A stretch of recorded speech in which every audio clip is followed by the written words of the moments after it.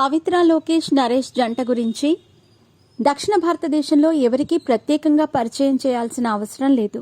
దేశంలో కరోనా తర్వాత అత్యంత ప్రజాదరణ దక్కించుకున్న రెండో విషయం ఏదన్నా ఉందా అంటే అది కేవలం వీరిద్దరి ప్రేమ వ్యవహారమే. ప్రధాన మీడియా నుంచి సోషల్ మీడియా వరకు వీరి వార్తలే ఉండేవి. ఒకానొక సందర్భంగా పవిత్ర చదువుతున్న చదువు గురించి నరేష్ చాలా గర్వంగా చెప్పారు. ఆమె కుటుంబానికి మంచి అకాడమిక్ బ్యాక్గ్రౌండ్ ఉందని, ఆంగ్లంతో పాటు కన్నడంలో కూడా మాస్టర్స్ డిగ్రీని పవిత్ర చేసిందని వెల్లడించారు.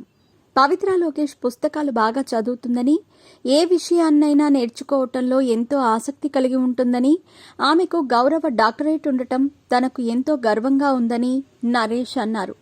ఆమె చదువుపై తాను ఎంతో గర్విస్తున్నానన్నారు. సినిమాలు లేనప్పుడు ఎప్పుడూ చదువుతూ ఉంటుందని, పవిత్రతో పాటు హంపి యూనివర్సిటీకి తాను వెళ్లానని, మహిళలపై రంగస్థలంపై పీహెచ్డీ చేస్తానని చెప్పినప్పుడు తనకు ఎంతో సంతోషంగా అనిపించిందని అన్నారు. ఓ దేవాలయంపై డాక్యుమెంటరీ తీసిందనే విషయాన్ని కూడా చెప్పారు. నరేష్ పవిత్ర లోకేష్ వివాహ బంధంపై వివాదం తలెత్తిన సంగతి తెలిసిందే. వీరిపై నరేష్ మూడో భార్య రమ్య రఘుపతి ఆరోపణలు చేయటం 2 తెలుగు రాష్ట్రాలతో పాటు కర్ణాటకలో కూడా సంచలనం రేకెత్తించింది. వీటిని ఆధారంగా చేసుకుని తాము ఎందుకు పెళ్లి చేసుకోవాల్సి వచ్చింది అనే విషయాన్ని తెలియచేస్తూ మళ్లీ పెళ్లి అనే సినిమా చేశారు. మూడో భార్యకు సంబంధించిన వివాదం కోర్టులో ఉండటంతో పెళ్లి చేసుకోకుండా వీరిద్దరూ ప్రస్తుతం సహజీవనం చేస్తున్నారు. కోర్టు తీర్పును బట్టి వీరి భవిష్యత్తు ఆధారపడి ఉంటుంది.